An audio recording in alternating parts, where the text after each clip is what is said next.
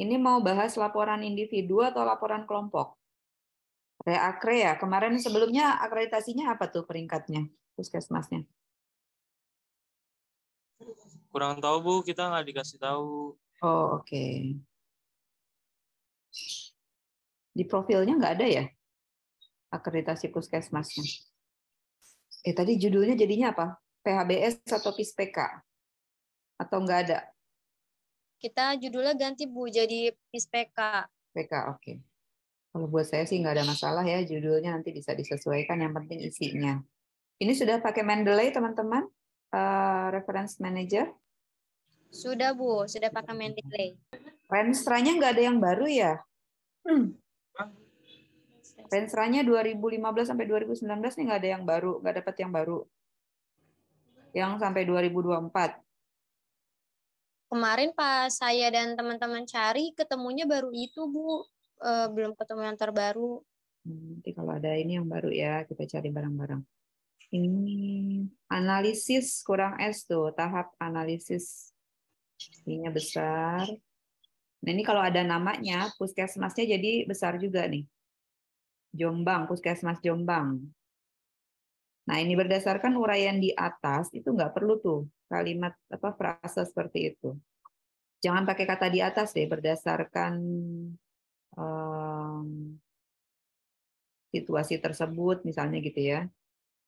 Jadi kalau bisa teman-teman menghindari kata tunjuk yang tidak pada tempatnya ya. Nah ini RPJMN-nya 2020 sampai 2024 sudah ada nih. Ini parah banget ya Puskesmas Jombang 0,46. Ini kalau ada garis biru gini nih berarti ada yang salah nih di wilayah kerja. Mungkin kelebihan spasi, coba dihapus. Nah, 0,5 sampai 0,8 garisnya garis kecil aja itu dihapus spasinya. Ini mungkin tentang gambaran situasi kali gitu ya. Perlu nggak?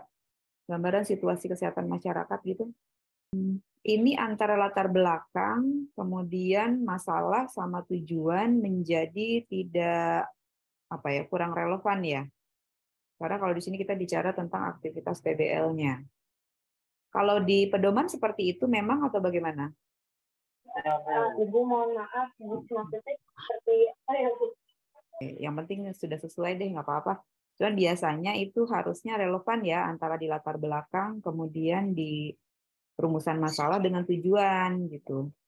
Kalau di sini kan kita cerita tentang permasalahan di apa analisis situasi yang di lokasi kan di awal, kemudian perumusan masalah juga menunjukkan situasi arahnya ke situasi kesehatan masyarakat gitu ya. Tapi tujuannya ini arahnya ke proses PBL-nya gitu. Kalau memang di pedoman seperti itu ya nggak apa-apa sih. Cuma nanti jadinya apa ya nggak kurang relevan ya. Ibu kebetulan di pedoman PBL-nya untuk tujuan nggak ada kriteria khusus, tapi karena emang menurut Ibu seperti itu, apakah ini kita perbaiki atau biarin kayak gini aja ya Bu? Kalau menurut saya sih disesuaikan dengan permasalahan. Jadi nanti kita juga akan sampai kesimpulan itu kan membahas tentang hal yang sama ya. Jadi nanti simpulan itu menjawab apa yang kita tulis di tujuan gitu. Ya, kalau di tujuannya sudah spesifik sesuai dengan permasalahan dengan apa ruang lingkup masalah gitu ya, itu jadinya enak kita membahasnya gitu ya. Jadi ini nanti tujuannya tadi tuh yang tujuan umumnya yang sesuai dengan apa statement tentang PISPK ya. Kemudian tujuan khususnya ada berapa indikator terutama gitu ya yang disebutkan itu bisa lebih spesifik dijelaskan di situ. Jadi gambaran situasi kesehatan masyarakat di wilayah kerja Puskesmas Jombang itu berdasarkan indikator yang ada di PISPK gitu ya. Nah nanti teman-teman di akhir ini apa kalimatnya kayaknya banyak pengulangan kata ya. Coba cari ke atas sedikit. Ya, penelitiannya menggunakan jenis penelitian kuantitatif observasional dengan pendekatan cross-seksional yang akan digunakan dengan menggunakan kuesioner. Ini mungkin dengan pendekatan cross-seksional, titik, kemudian data diambil, gitu ya. Data diambil menggunakan kuesioner gitu aja. Jadi kalau membuat kalimat, ketika kita menyusun laporan atau proposal, ya produk ilmiah apapun, apalagi artikel ya, sedapat mungkin gunakan kalimat yang concise ya, yang ringkas. Ya, jangan terlalu banyak pengulangan kata. Pada bulan Februari dalam mencari masalah kesehatan. Mungkin jangan mencari ya, mengidentifikasi kali ya. Di proses juga mau oke. Nah, ini SPSS sebaiknya tidak ditulis ya, kecuali teman-teman punya lisensinya. Karena ini biasanya berbayar nih. Kalau tidak punya lisensi, ditulisnya menggunakan analisis data komputer gitu. Udah titik sampai situ aja, analisis data komputer titik, sehingga didapatkan nggak perlu lagi. Dengan pendekatan keluarga. Kata keluarganya kurang tuh. Pada wilayah kerja, puskesmas. Ini nggak perlu nih, penelitian konsepsional merupakan jenis penelitian tuh nggak perlu lagi ya. Jadi kalau di metode, jangan menuliskan teori. Langsung saja apa yang kita laksanakan. Masalah kesehatan. Pakai strip kecil tuh yang masalah-masalahnya. Itu nanti apa namanya, posisi kiri kanannya dicek ya, apakah harus sama dengan yang awal tadi. Ini agak masuk nih kelihatannya yang 211. Demikian, atau yang uraiannya itu harus sama dengan yang di atas nggak nanti gitu ya. Data sekunder mungkin berasal dari gitu ya, bukan merupakan. Jadi harusnya disebutkan nih data sekundernya ini dari mana aja gitu. Data yang dari KISTK nasional perlu disebutkan nggak sebagai data 4 RT ini aja ya berarti ya. Baik, silakan dilanjut. Ini maksudnya apa nih? Serta peneliti juga mewawancarai ini yang di RW 5 ini bukan wilayah kerjanya atau gimana ya teman-teman? Langsung aja serta RW 5 gitu. Ini nanti kalian cetak juga kan ya? Di print juga ya? Iya, Bu. Iya, di print, diringkas aja, nggak usah banyak-banyak halamannya. Sayang kertasnya.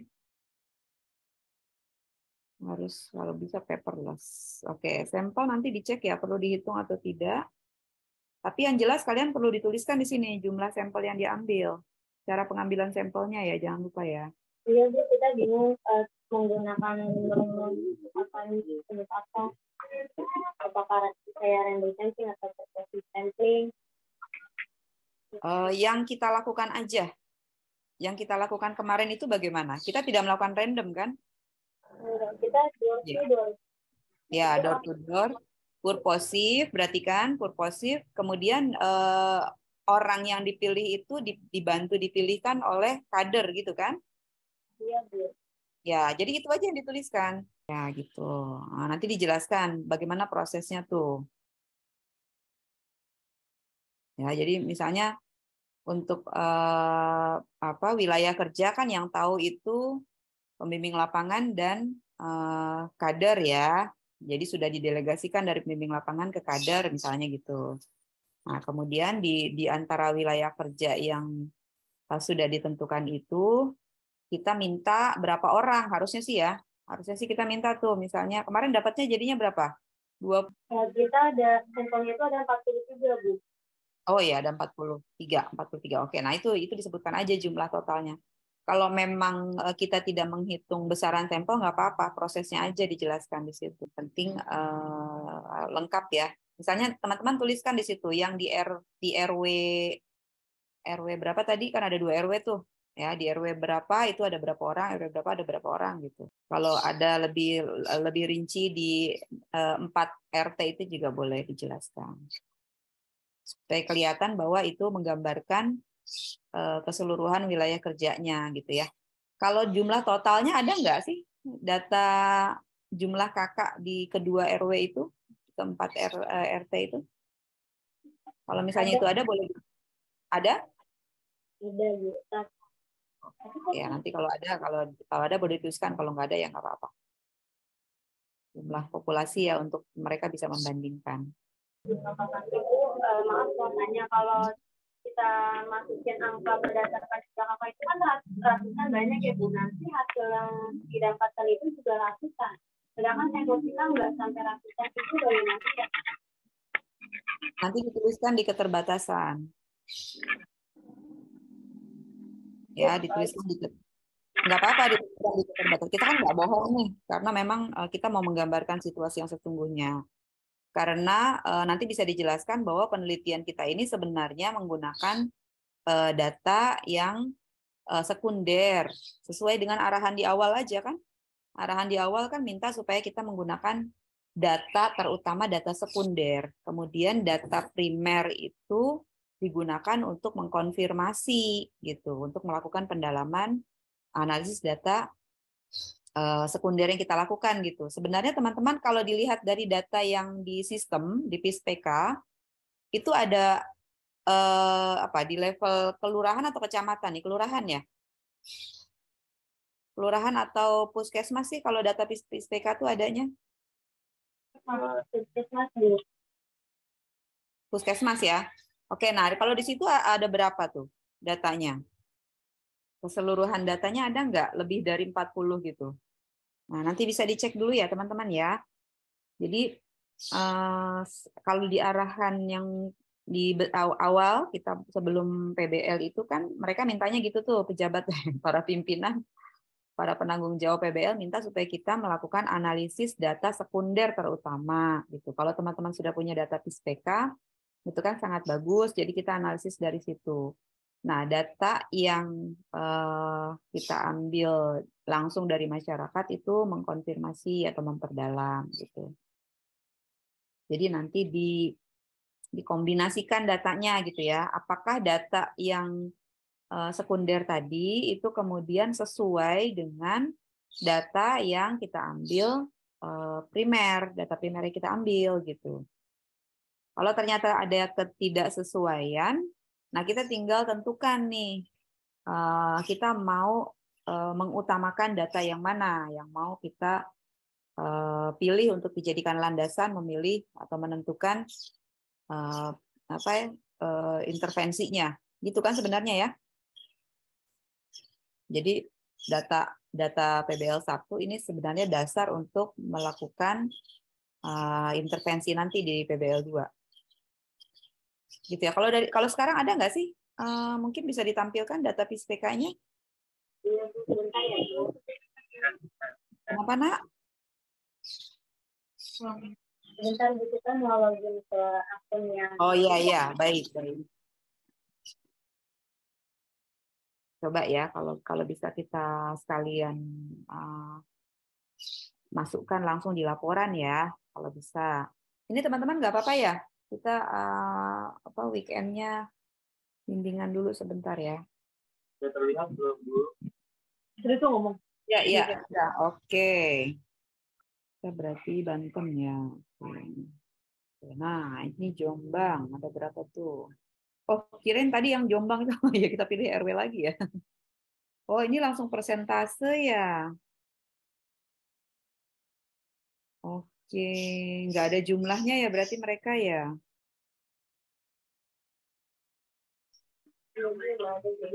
Oke. Ini RW berapa tadi? Harusnya kita 5 ya. RW 12. 13. Oke. 27. Linpaskesnya 100. Ini lumayan ya. Ini apa nih? 39 nih. Ini totalnya 0,39. Oke. Nah, lihat nih yang jelek apaan tuh? Oh, apa nih? Hipertensi ya? Yang 39. Sama KB. Oh iya, pas banget ya. Nah, hipertensi. Nah, oke. Jadi gini teman-teman, dari data sekunder ini bisa ditayangkan saja ya, diambil ya. wilayah RW berapa dan RW berapa. Kemudian kalau mau dibandingkan dengan rekapan satu Jombang misalnya ya, rekapan Jombang ada nggak? Tadi kayaknya di depan ada tuh. Nah itu kalau mau dibandingkan dengan wilayah keseluruhannya boleh. Tapi kalau di sini sudah jelas wilayah yang pakai tanda-tanda itu kan, yang sehat, tidak sehat, sama prasehat itu sudah kelihatan nih indikatornya. Kalau Jombang ini masuknya 0,44 ya, tidak sehat juga ya. Nah, kira-kira tergambar lah ya, mirip-mirip. Cuma memang RW yang teman-teman pilih itu agak parah ya, lebih rendah ya. Kalau di sini dia TBC-nya tuh rendah juga ya kalau di Jombang tuh. Nah, itu data itu ditampilkan. Ya, jadi pertama RW yang wilayah kita, wilayah PBL kita, kemudian kalau mau dibandingkan dengan wilayah yang lebih besar Jombangnya, kemudian kalau mau dibandingkan lagi dengan wilayah yang lebih besar Bantennya, kalau yang angka nasional ini indikatornya sudah jelas gitu. Jadi dari berbagai apa namanya lingkup itu kelihatan bahwa RW di lokasi kita itu permasalahannya apa gitu. Nah, kemudian setelah ini selesai pakai data yang PISPK, teman-teman masuk ke data primer kita gitu. Jadi nggak apa-apa kalau ternyata di data primer kita itu cuma 40 atau bahkan 30, nggak apa-apa gitu ya. Nah, data primer itu kita lihat dia menguatkan atau memberikan sudut pandang yang berbeda dilihat dari data masing-masing indikator PISPK-nya. Gitu. Ini juga sebenarnya data pendukung yang lain juga udah banyak itu ya, saya lihat. Sasaran penyuluhan kurang tepat. Maksudnya apa nih menurut teman-teman? Boleh diceritakan dulu deh, ini bagaimana cara membuatnya, mohon masalahnya, Nak? Maksud dari sasaran penyuluhan kurang tepat ini kayak masih banyak orang yang melakukan penyuluhan tapi sasarannya mungkin udah yang bukan yang usia produk satu sama pentingnya menggunakan pade. Sorry, bukan usia produktif gitu. Jadi siapa yang disuruh? Ini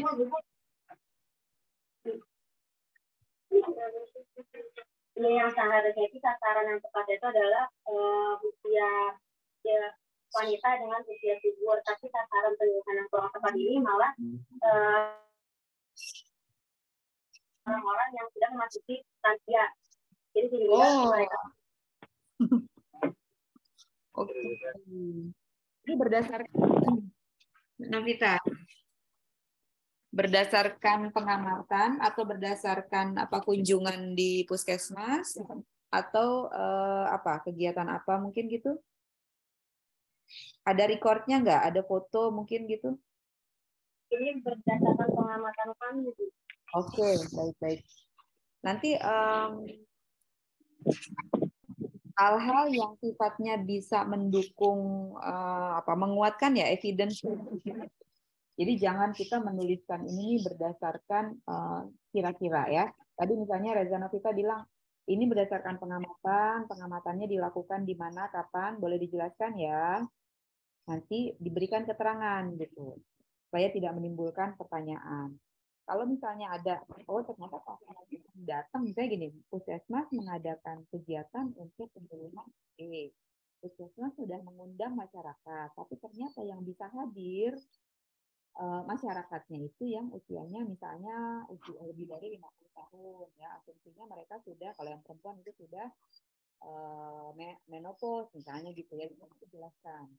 Kalau ada bukti pendukung berupa foto, misalnya boleh. Kalau bisa merujuk, misalnya ke Instagram, ke Instagramnya puskesmas atau apa, yang lainnya boleh ya. Jadi semua statement yang ada di sini, ini silakan diperkuat ya, supaya kita bisa mempertanggungjawabkan apa yang kita sajikan di dalam laporan kita. Itu ya teman-teman ya. Teman-teman, ini yang tadi dengan yang ikan ini sama ya? Kalau sama mungkin nggak perlu deh, nggak perlu. Salah satu saja kalau menurut saya ya. Di buku PBL itu emang ada pohon masalah dan fishbone itu, Bu. Oke. Kalau maksud saya gini, itu kan sebenarnya sama. Kalau mau begitu mungkin untuk indikator yang lain jangan jangan masalah yang sama gitu. Iya Bu, kalau di pohon masalah Fisbon ini memang sama untuk masalahnya. Nah, cuma dibedain tuh dari yang ini Bu. Kalau di Fisbon diganti kayak money, material gitu Bu. Oh gitu. Ya udah, baiklah. Cuma beda istilah aja ya berarti ya. Oke, penetapan prioritas. Oke, keterbatasan ekonomi, tingkat pendidikan, pengetahuan rendah, pengaruh lingkungan. Kalau tingkat pendidikan warga di situ saya lihat bukannya udah SMA juga, udah banyak yang pendidikan tinggi sama itu ya. Apa namanya SMA ya? Tapi kebetulan kita wawancarai dia SMP. Iya, ada yang SMP, ada yang SD. Oh gitu. Nah, oke itu nanti digambarkan Nggak ya. begitu banyak. Baik-baik. Digambarkan ya di data apa tadi tuh, di data primer kita ya. Diberikan penekanan gitu ya, bahwa pendidikannya itu berarti pendidikan dasar ya kalau SD dan SMP. Oke, sip. Pengetahuannya diukur juga, Nak? Atau mungkin teman-teman sempat bertanya langsung ketika wawancara? Pengetahuan ini ada kesalahan Bu, kita cuma berfokus ke tingkat pendidikan, nggak ada kuesioner tentang pengetahuan ke masyarakat. Baik. Oke, nggak apa-apa. Kalau kalian mau seperti ini, berarti kalian tanya aja salah satu atau 2 atau 3 orang di sana. Jadi yang penting ada dasarnya gitu maksud saya ya. Jangan sampai kita menuliskan sesuatu yang tidak kita lakukan gitu ya. Tapi kalau kita mau ya udah fokus aja ke tingkat pendidikan, asumsinya kalau pendidikannya rendah berarti pengetahuannya juga rendah, silakan. Gitu boleh. Gitu ya. Nah, ini juga nih pengetahuan lingkungan sekitar kita ada dasarnya juga nggak? Pengaruh, sorry ya, ini pengaruh lingkungan sekitar. Pengaruh lingkungan sekitar nih bagaimana nih ukurannya? Atau mungkin teman-teman mau beranggapan bahwa karena secara umum masyarakatnya tingkat keikutsertaan KB-nya sangat rendah, berarti mereka saling mempengaruhi gitu ya? Iya, Bu. Oke, tapi ada nggak sempat bertanya tentang itu, statement tentang keikutsertaan KB ketika di wawancara itu, di dalam kuesioner kan ada tuh, sempat diperdalam seperti itu nggak? Gimana teman-teman?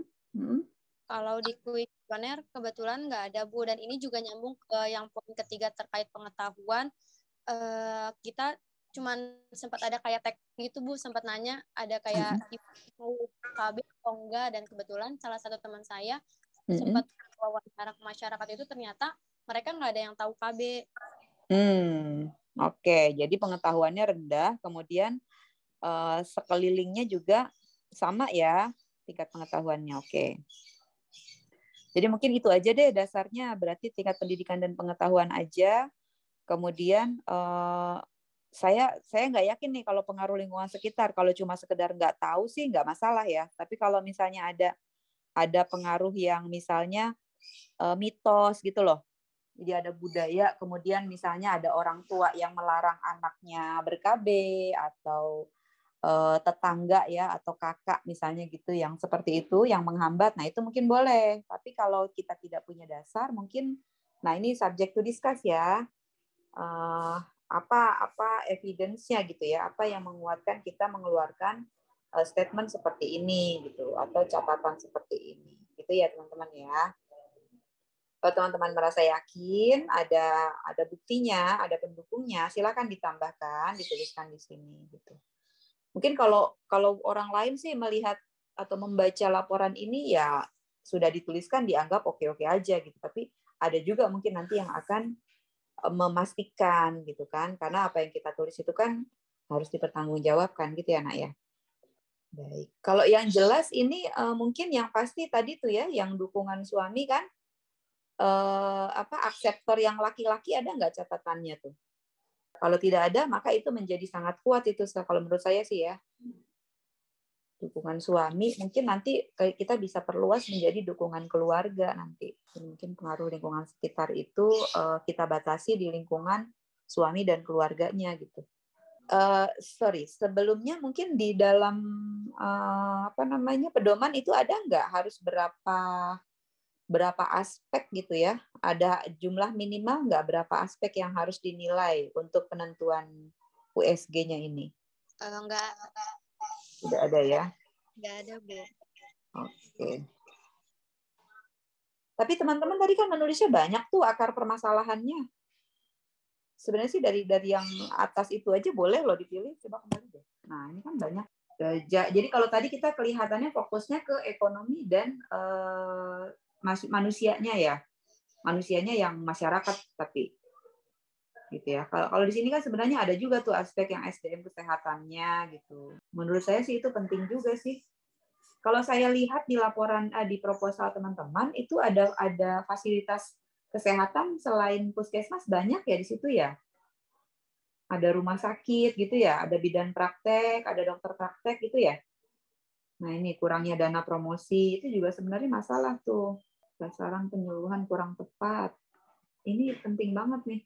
Ini apa nih? Dana didistribusikan ke poli yang lebih penting. Apa poli yang lebih penting?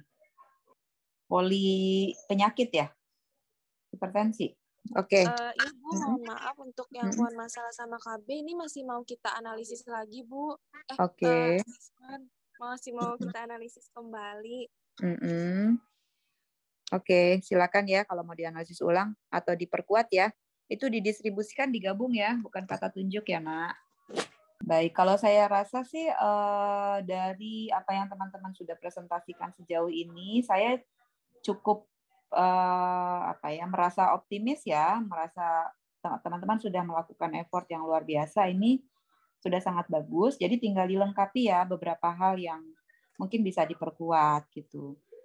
Jadi apa yang tadi saya berikan sebagai masukan atau pandangan-pandangan itu sebenarnya bukan bermaksud untuk merepotkan ya teman-teman ya, tapi saya ingin teman-teman menuliskan sesuatu yang teman-teman tuh yakin gitu, bisa dipertanggungjawabkan dan kemudian kita jadinya tidak salah melakukan analisis sampai dengan intervensi nantinya gitu. Identifikasi masalah yang terkait pengetahuan, terus kayak dukungan suami segala macam karena memang di kuesioner kita tidak ada.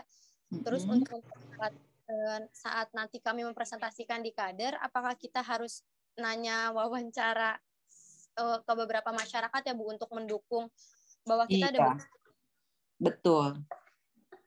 Menurut saya sih itu yang paling gampang ya. Kalau misalnya teman-teman masih ada waktu di lapangan, masih ada kegiatan posyandu atau kegiatan apa gitu ya, ke sekolah atau kemana gitu. Nah teman-teman bisa curi-curi tuh di situ. Walaupun cuma 2 orang yang ditanya gitu kan, dalam setiap kesempatan teman-teman bisa bertemu dengan banyak orang tuh. Pilih saja masyarakat misalnya atau guru, kalau lagi di sekolah nggak apa-apa tanya ke guru gitu kan, siapa tahu dia tinggal di situ juga gitu ya. Kemudian bagaimana pandangannya mereka, atau mereka ada di wilayah kerja puskesmas juga gitu. Ya, jadi walaupun cuma statementnya berasal dari 1, 2 atau 3 orang itu bisa kita jadikan landasan. Kalau tidak ada sama sekali, nah ini yang nanti khawatirnya kalian dipertanyakan gitu. Teman-teman bisa tanya nih, tadi itu ada nggak sih mitos misalnya atau keyakinan di sini, atau memang mereka benar-benar tidak terpikirkan misalnya gitu untuk ber-KB misalnya gitu, atau mungkin mereka merasa bahwa orang saya juga jumlah anaknya sudah sedikit kok, nggak banyak gitu misalnya, jadi nggak perlu merasa ikutan KB gitu. Kita kan perlu tahu juga ya kenapa mereka tidak ikut KB atau bahkan mungkin tidak peduli dan tidak tahu tentang KB gitu. Gitu ya teman-teman ya. Udah bikin RUK ya. Mantap nih. Dari data sekunder ada nggak sih mereka itu jumlah anaknya berapa? Data paritas gitu? Jangan-jangan mereka emang anaknya cuma sedikit lagi. Nanti tolong dicek juga ya teman-teman ya.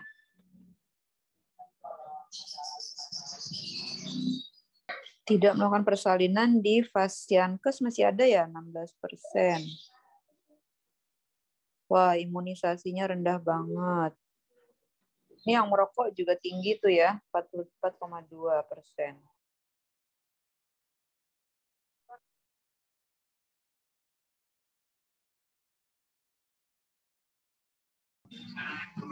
Makasih banyak ya, Bu. Sudah? Sudah, Bu. Baiklah. Nah, teman-teman, kalau ada apa-apa kabari ya. Semangat. Terima kasih. Yuk, kita tutup. Assalamualaikum warahmatullahi wabarakatuh. Waalaikumsalam. Terima kasih banyak, Bu. Sama.